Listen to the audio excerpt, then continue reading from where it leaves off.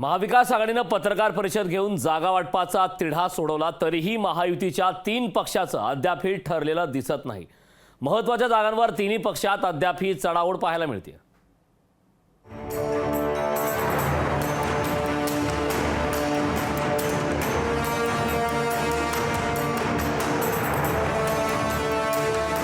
पाडव्याच्या मुहूर्तावर महायुतीचे उरलेले उमेदवार जाहीर करण्यात येतील अशी अटकळ होती, पण मुहूर्त टळला तरी अजूनही 9 जागांवर अधिकृत घोषणा झालेली नाहीये।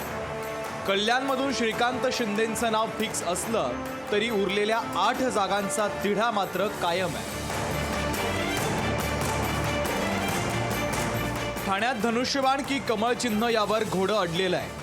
शिंदेंच्या शिवसेनेनं ठाण्यावरचा दावा अधिकच मजबूत केला, त्यामुळे उमेदवार नेमका कोण आणि कुणाचा यावर एकमत झालेलं नाहीये। नाशिकचीही तीच परिस्थिती आहे। हेमंत गोडसे यांनी मुख्यमंत्र्यांचे उंबरठे झिजवले तरीही अजून नाशिकचा पेच काय सुटायचं नाव घेत नाहीये। नाशिकमध्ये कधी भुजबळांचं तर कधी भाजप उमेदवाराचं नाव पुढे येत आहे।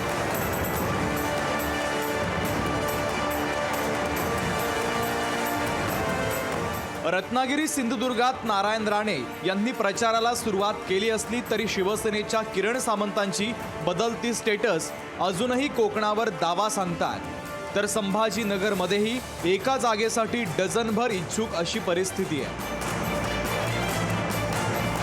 साताऱ्यात उदयनराजेंनी स्वतःच्या कमळाच्या चिन्हावरची उमेदवारी जाहीर केली आहे, मात्र दिल्लीवारी करूनही राजेंचं नाव अधिकृत यादीत अजूनही झळकलं नसल्यानं त्यांचं वेटिंग लिस्ट स्टेटस कायम आहे। तर पालघरमध्ये कमळ आणि धनुष्यबाण चिन्हाचा वाद सुटायचं नाव घेत नाहीये।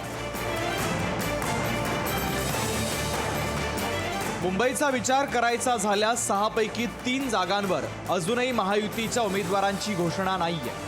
दक्षिण मुंबईत शिवसेना विरुद्ध भाजप वाद पेटलाय, तर उत्तर मध्य मुंबईत शिवसेना अमोल कीर्तीकरांच्या विरोधात अजूनही उमेदवाराच्या शोधात आहे। उत्तर पश्चिम मुंबईतून पूनम महाजनांना पुन्हा संधी देणार की नव्या नावाची घोषणा करणार हेही अजून गुलदस्त्यातच आहे। पहिली यादी जाहीर करून भाजपनं आघाडी घेतली होती, पण आता बैठका आणि चर्चांच्या अगणित फेऱ्यानंतर देखील तिन्ही पक्षांचा ताळमेळ जुळेनासा झाला। ब्युरो रिपोर्ट, लोकशाही मराठी, मुंबई।